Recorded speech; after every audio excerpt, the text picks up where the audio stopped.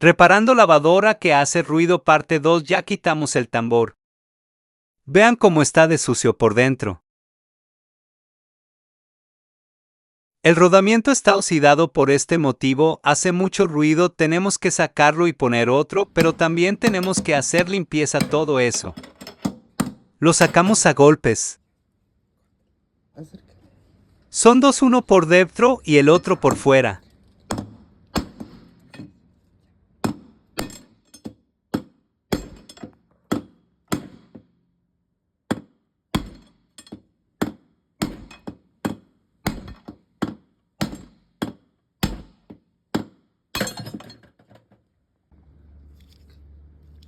Vean, así está, ahora vamos a limpiar todo y luego ponemos el rodamiento nuevo.